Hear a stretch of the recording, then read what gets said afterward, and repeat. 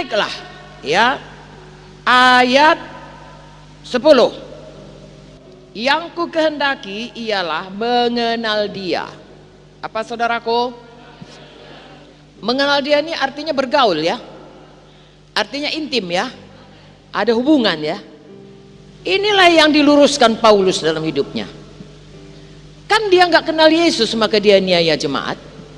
Bukan dia nggak kenal firman, dia tahu semua firman saudaraku.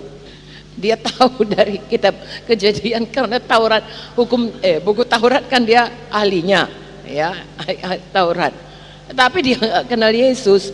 Saudaraku, kita biarlah ya sudah diselamatkan Yesus dan seperti Paulus kenal Yesus dan bertambah-tambah kenal. Ada hubungan, ada keintiman, ada kedekatan, ada pengetahuan, bukan pengetahuan secara ini, tahu kita ya, dia sukanya ini, dia sukanya ini. Nah, itu kalau kenal ya. Yesus kita kenal dia seperti tadi baca Yeremia ya, kalau kau bermegah hendaklah engkau bermegah karena engkau mengenal Tuhan ya, intim dengan Tuhan, tahu selera Tuhan ya, seleranya ini firman ya, ini kehendaknya. Haleluya.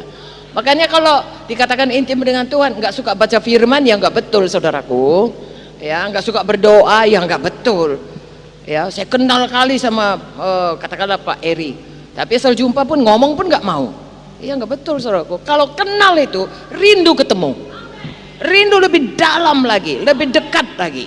Nah itulah dia bahasa sehari-harinya ya. Yang ku kehendaki ialah mengenal Dia ya, mengenal Yesus dan kuasa kebangkitannya. Nah ini kalau baptisan kan kita selalu katakan ya kan, kuasa kebangkitannya yang telah dibangkitkan oleh kemuliaan Bapa, kan begitu.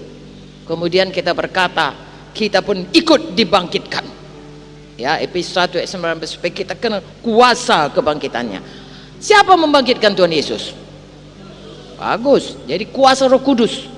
Apakah kuasa Roh Kudus? Mulai dari kita lahir baru ya, kenal Yesus, kuasa kebangkitannya ya, itu dulu. Apakah kuasa kebangkitannya? Yang pertama sekali kuasa kebangkitannya bekerja atas kita, membuat kita lahir baru. Kemudian kita saudaraku, sebagai tanda kita ini sudah lahir baru dan membuat Yesus jadi Tuhan, kita dibaptiskan, bangkit kepada satu hidup baru. Betul? Di mana kuasa seperti Yesus dibangkitkan dengan kuasa kebangkitan, kita juga bangkit kepada hidup baru dalam Kristus. Artinya sepanjang hidup kita kuasa Roh Kudus bekerja, membawa kita terus hidup menang. Sebelum kuasa kebangkitan ini bekerja kepada kita, kita menjadi budak setan, diperhamba oleh dosa ya, pikiran kita duniawi, kehendak kita kehendak daging. Tapi kuasa kebangkitannya membawa kita kepada hidup baru yang bisa menang melawan dunia, dosa, setan dan kehendak daging. Sehingga kita, dan itu sekali lagi-lagi dengan iman. Haleluya. Lalu kita lihat hidup kita saudaraku, makin kita kenal Tuhan, makin berjalan dalam kekudusannya ya. Roh Kudus itu makin bekerja sehingga kita bisa mempraktekkan firman Tuhan ini karena dengan iman. Tuhan berkata saudaraku, kalau seorang mau jadi muridku, ia harus menyangkal, terus mengangkat, mengikut sekali setahun. Saya ulangi, Lukas 9:23. Kalau seorang mau mengikut aku atau mau menjadi muridku, maka ia harus menyangkal diri, apalagi memikul salib, apalagi mengikut aku setiap hari. Haleluya. Siapa yang bisa membuat demikian? Roh Kudus. Makanya kata Paulus, yang ku kehendaki ini, saya dan saudara juga kiranya demikian.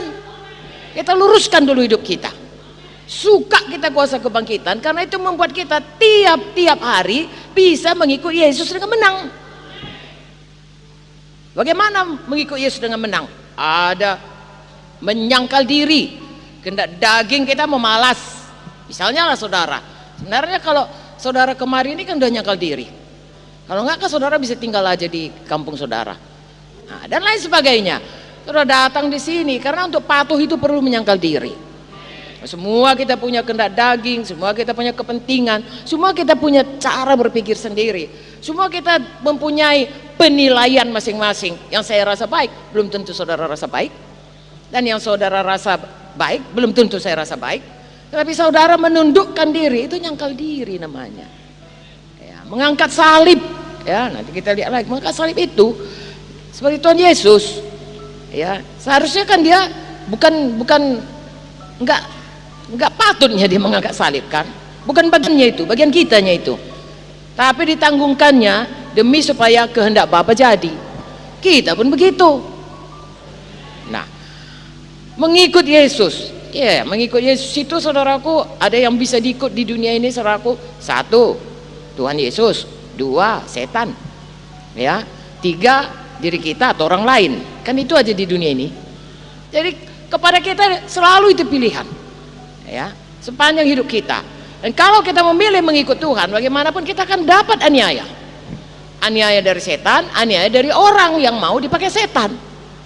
Dan untuk itu saudaraku, nanti kalimat berikutnya kita harus rela ya, kita harus kenal bahwasanya itu bahagian kita. Kalau kita kenal Yesus, kita kenal itu bagian kita, dan kita tidak kompromi dan tidak menyerah, dan kita menang. Walaupun untuk itu sekali lagi diperlukan iman. Kadang-kadang perlu tenggang waktu untuk menang. Dan untuk itu saudara tetap tekun dalam iman, berpegang teguh pada imanmu.